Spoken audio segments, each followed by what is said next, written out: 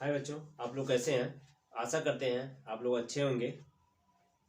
इसके पहले हमने प्रश्नों को सॉल्व किए। थ्री का प्रश्न सॉल्व कर दिया। थ्री में दो प्रश्न आता है, एक अथवा भी है, तो इसको भी हम लोग सॉल्व करते हैं। ठीक है। अच्छा 10 का है, सेट नंबर 4 चल रहा है, 822 DY पेपर का कोड है। ठीक है। तो क्या प्रश्न कर रहा है कि दो अंकों से बनी एक संख्या एवं उसके अंकों को उलटने पर बनी संख्या का योगफल 66 है।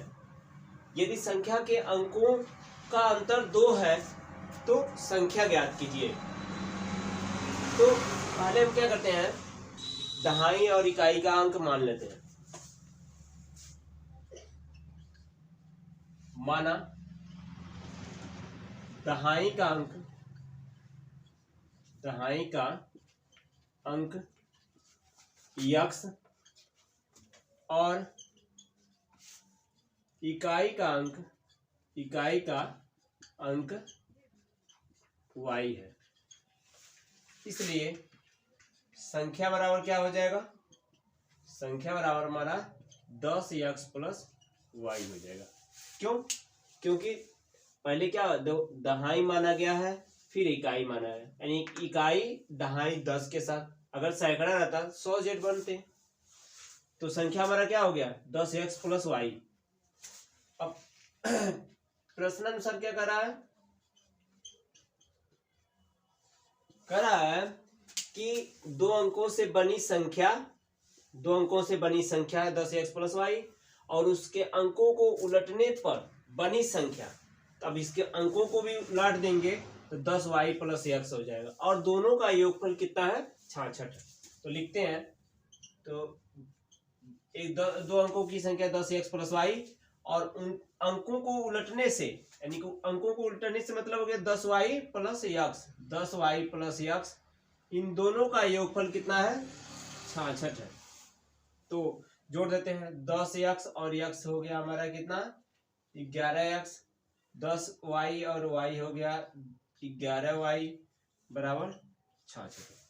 11 से भाग दे देते हैं, क्या हो जाएगा x प्लस y बराबर 6 हो जाएगा। समीकरण नंबर 1 हो जाएगा।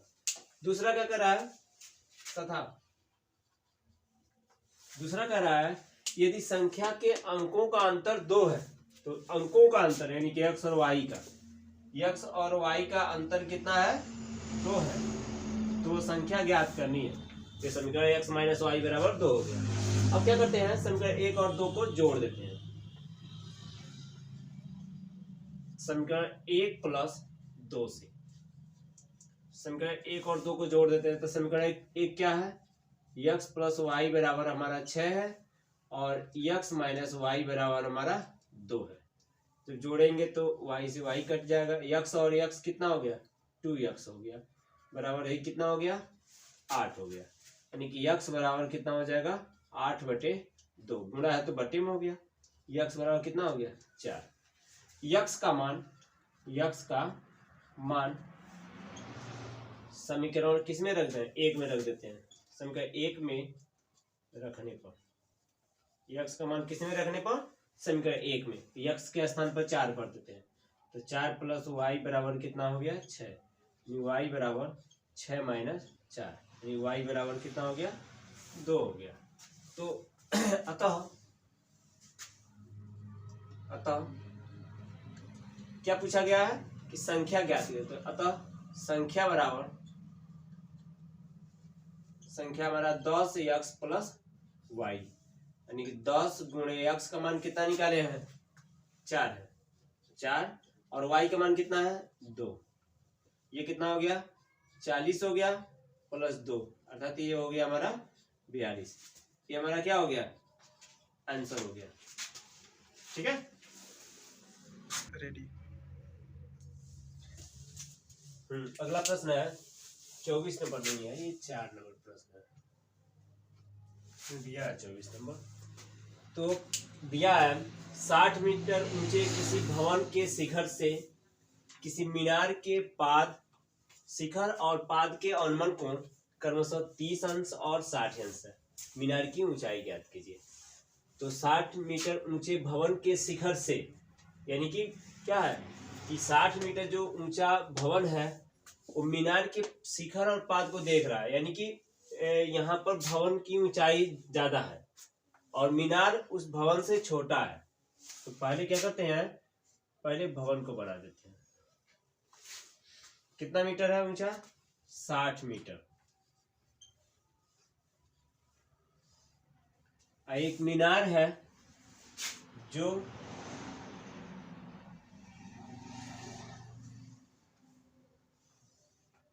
h मीटर ऊंचा है। इसी का मान पूछ भी रहा है, मीनार की ऊंचाई ज्ञात कीजिए। ठीक है, तो क्या कहा है कि 60 मीटर ऊंचे भवन के शिखर से मीनार के शिखर, यानी कि यहाँ पहले यहाँ से इसका औन्मन कोण बनाना पड़ता है ऊपर की तरफ।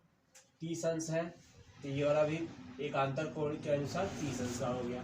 ठीक है, तो मीनार के शीर्ष और पाद मतलब इसका आधार कितने अंश का है? औन्मन कोण 60 अंश का है। यहाँ एकांतर कोण के अनुसार 60 अंश का ये भी हो जाएगा। इसका नाम रख देते हैं A, B, C, D और E हो गया। इसकी क्षैतिज दूरी को हम मान लेते हैं x। ये h है तो ये भी h होगा। ठीक है, तो BD की लंबाई कितना है? BD की लंबाई हमारा 60 मीटर है और BC की लंबाई हमारा कितना है? h है। इसलिए CD की लंबाई कितना हो जाएगा? CD में क्या करेंगे ज्ञात करने के लिए? 60 में से BC को घटा देते हैं, यानी कि 60 माइनस h हो गया मीटर। ये क्या हो जाएगा? 60 माइनस h। अब एक एक त्रिभुज में चलते हैं। ये x है तो ये भी x मीटर ही होगा। ठीक है, तो पहले त्रिभुज CED में चलते हैं। त्रिभुज CED में, इस त्रिभुज में tan 30 अंश बराबर लंब बटे आधार। tan 30 अंश बराबर लंब बटे आधार। tan 30 अंश का मान 1 बटे काणी में 3 हो गया। लंब कितना है? 60 माइनस h। 60 माइनस h बटे कितना है? 36 दूरी x हो गया। त्रिज्या गुणा कर देंगे, कितना हो जाएगा? x बराबर 60 कड़ी में 3 माइनस h कड़ी में 3 हो गया। ये समीकरण नंबर 1 बना के रख लिए। अब चलते हैं त्रिभुज ABD में। त्रिभुज ABD में, इस त्रिभुज में कोण कितने अंश का है? 60 अंश का। तो tan 60 अंश बराबर लंब बटे आधार। लंब कितना है? 60 और आधार कितना है? x है। इसका मान कितना होता है tan 60 अंश का? कड़ी में 3 बराबर 60 बटे x। त्रिज्या गुणा कर देते हैं, तो कड़ी में 3 x बराबर 60। तो x बराबर कितना हो गया? 60 बटे कड़ी में 3। परिमेय का गुणा कर देते हैं, कड़ी में 3 का ऊपर नीचे गुणा कर देते हैं। x बराबर 60 कड़ी में 3 बटे ये कड़ी में 3 और कड़ी में 3 मिलकर कितना हो जाएगा? 3 हो जाएगा। x बराबर कट जाएगा, 20 कड़ी में 3 हो गया। अब क्या करते हैं? x का मान समीकरण 1 में रख देते हैं। x का मान समीकरण 1 में रखने पर समीकरण 1 में रख देते हैं। ए है ना, x का मान कितना है? 20 कड़ी में 3 बराबर 60 कड़ी में 3 माइनस h कड़ी में 3। दोनों पक्षों में कड़ी में 3 का भाग दे देते हैं। तो कड़ी में 3 का भाग इसमें दे देंगे तो कितना हो जाएगा? 20। इसमें कितना हो जाएगा? 60। ये कितना हो जाएगा? h को इधर भेज देते हैं, h और 20 को इधर भेज देते हैं। तो 60 माइनस 20 यानी h बराबर कितना हो गया? 40 मीटर। ये हमारा क्या हो गया? आंसर हो गया।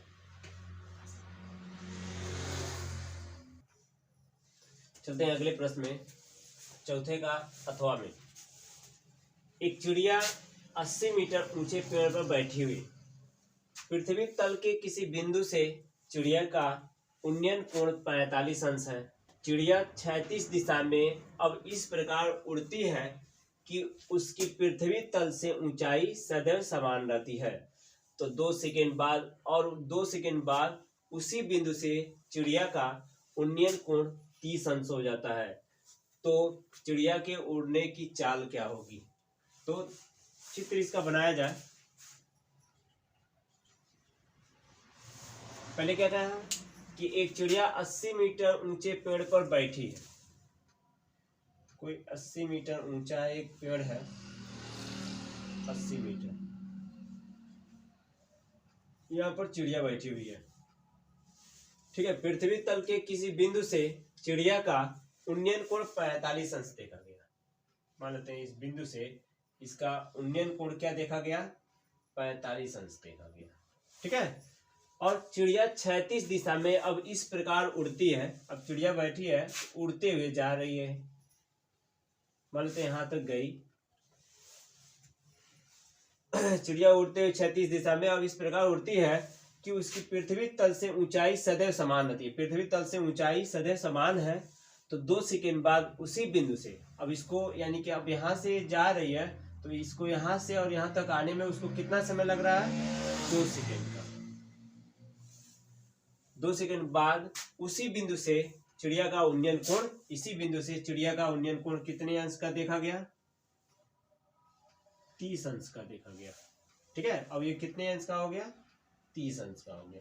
ठीक है, इसको इसके समांतर खींच देते हैं, इसको मिला भी देते हैं। ठीक है, तो ये 80 मीटर है, ये भी 80 मीटर का हो जाएगा। जो दूरी, इनकी ऊंचाई सदैव समान है, तो जितना 80 मीटर पर है 80 मीटर का ये भी दूरी हो जाएगा। तो कह रहा है 30 अंश का कोण बने। अब कह रहा है चिड़िया की उड़ने की चाल। अब यहां से और यहां तक आने में उसको समय लग रहा है 2 सेकंड का। यदि हम दूरी पता कर दें तो चाल निकाल सकते हैं। ठीक है, तो दूरी ज्ञात करेंगे हम। तो यहाँ पर मान लेते हैं, माना BC बराबर DE, BC बराबर DE बराबर यक्स, इसको हम मान लिए हैं। ठीक है, यक्स इसको मान लिए तो रख देते हैं। ठीक है, तो पहले किस त्रिभुज में चला जाए? चलते हैं ACD में। त्रिभुज ACD में, इस त्रिभुज में कोण कितना बना? 30 अंश का। तो tan 30 अंश बराबर लंब बटे आधार, पूरा दूरी होगा।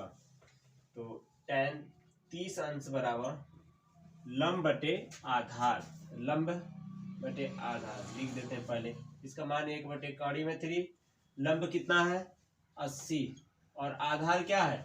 AB प्लस यक्स है, AB प्लस यक्स। तो गुणा कर देते हैं, तो AB प्लस यक्स बराबर 80 कड़ी में 3 हो जाएगा। ये समीकरण नंबर 1 हो जाएगा।